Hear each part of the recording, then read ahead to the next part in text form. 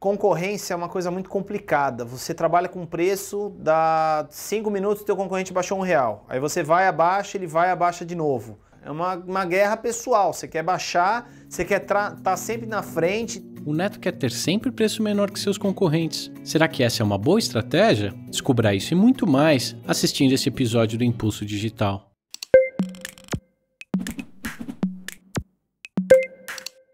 O Neto abriu a Empório do Lazer Online em 2009, mas não teve lucro. Com a ajuda do Impulso Digital e seus especialistas, ele está tentando mudar isso. Neste capítulo, o Neto vai aprender mais sobre concorrência, preços e produtos.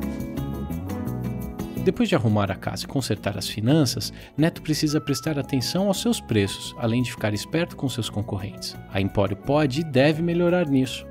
Vamos começar pelos preços. O Neto sempre usava sua intuição e fazia as contas de cabeça para decidir por quanto vai vender este ou aquele produto. Todos os preços que eu fazia era tudo de cabeça. Então, paguei tanto, o imposto é mais ou menos tanto e acho que sobrou tanto, tá bom, tá acontecendo. Desse jeito, o Neto não consegue somar todos os custos do produto, que são muitos. Impostos, meios de pagamento, sistema antifraude, a folha, aluguel, enfim, são vários. Aí já viu, né? Sem saber qual é o custo real do produto, o Neto vende no escuro. Ele não tem ideia de qual é o preço mínimo que pode vender e ainda ter lucro. Se você somar isso à concorrência e ao frete grátis, aí a coisa fica bem feia. Não é à toa que, volta e meia, o Neto vê a Empório do Lazer vendendo bem, os pedidos entrando e nenhum dinheiro sobrando para ele. No final do mês você puxa o que você vendeu, você fala, é um volume realmente bom, expressivo. Só que você começa a falar, vendi tudo isso e cadê o dinheiro? Era para ter sobrado mais. É uma encrenca mesmo, Neto, mas a resposta para isso está nos seus preços e em como você compete no mercado. Mas não há motivos para pânico, já que o Impulso Digital e os nossos especialistas estão aqui para ajudar. A primeira reunião do Neto foi com Adriano Campos do Sebrae São Paulo, e o papo vai direto para a concorrência. Como é que você faz o mapeamento dos teus concorrentes? Como é que você fica mapeando os preços deles? Aliás, quais são os seus concorrentes? Quem são os seus concorrentes? A gente tem a noção do concorrente assim, a gente vê os canais que a gente anuncia, que a gente trabalha, basicamente Google, né? Então a gente vê quem também tá com determinado produto anunciando. A gente acaba focando nele ali, quem tá aparecendo no canal que a gente faz. E a gente acaba acompanhando o preço, vai olhando, é uma tarefa até complicada porque é muito produto e tem sempre tá mudando, né? Em relação ao preço, né? Você tinha comentado você tem uma ação meio insana, né? É meio maluco isso daí, né? Total. Neto, o Adriano não conseguiu se segurar. Esse seu jeito de fazer as coisas é muito ruim. Dá um trabalhão danado, consome muito tempo, sem resultado. É a deixa que o Adriano precisa para passar a primeira tarefa do episódio, o mapeamento dos concorrentes. Neto, então vou te passar uma tarefa aqui. Eu notei que você já faz uma avaliação dos seus concorrentes de uma maneira bastante intuitiva e do seu jeito, né? Eu vou te dar uma tarefa que eu gostaria que você colocasse no papel de uma maneira bastante assertiva. Quem são os seus concorrentes de verdade, né?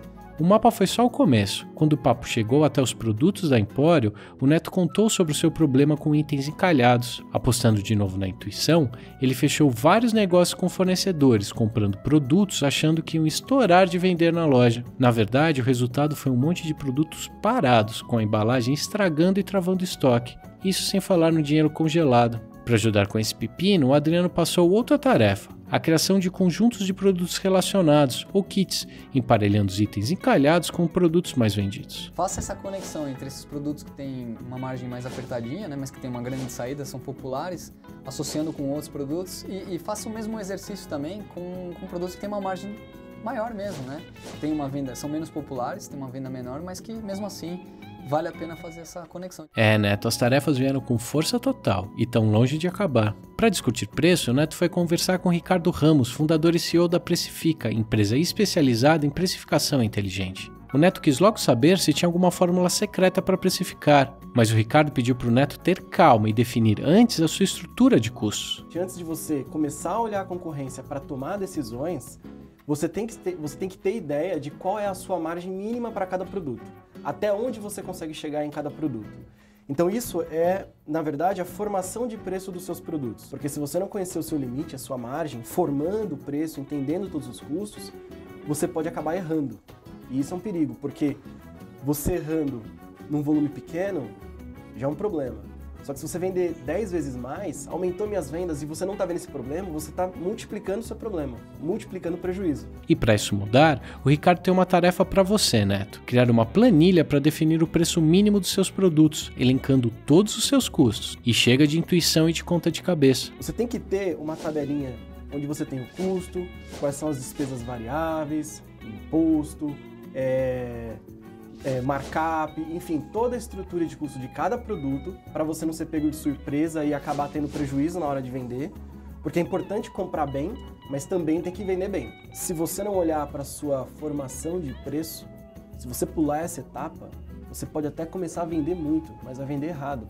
E o seu prejuízo vai ser multiplicado. Esse filme a gente já viu. O Neto fica se preocupando com temas muito avançados, enquanto, na parte mais básica, a Empório do Lazer patina. Antes de partir para as tarefas, Neto vai tomar um café com o mentor do Impulso Digital, Enchier. O Neto é competitivo e não está convencido que deve parar de fazer guerra de preços com seus concorrentes. Concorrência não é só briga de preço, inclusive é prejudicial isso.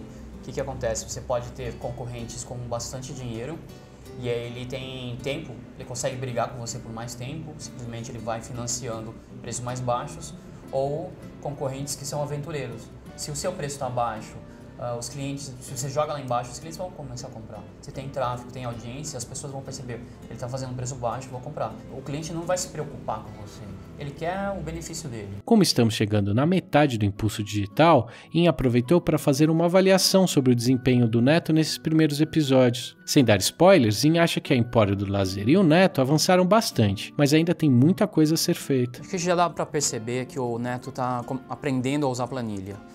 Desde a primeira conversa que a gente teve, que ele tinha uma super resistência, e agora que a gente senta e ele consegue explicar um pouquinho melhor até o funcionamento, ele consegue entender qual que é a razão dele estar usando a planilha. Então isso teve uma evolução. E o Inha aproveitou para aconselhar você, empreendedor que assiste ao Impulso Digital, a fazer como o Neto, deixar a intuição de lado e focar nas planilhas. Acho que, assim como o Neto, a maioria dos empreendedores tem muito medo de planilha. A gente não tem a educação desde a escola para o uso de planilha, matemática, ciências exatas. Mas isso é fundamental na vida de um empreendedor. Acho que a gente falou, ele é a melhor ferramenta, ele é o melhor amigo de um empreendedor. Você tem que usar isso todos os dias para o seu controle. Mas chega de dar descanso para o Neto. Os nossos consultores passaram as tarefas, ele precisa colocar tudo o que aprendeu em prática.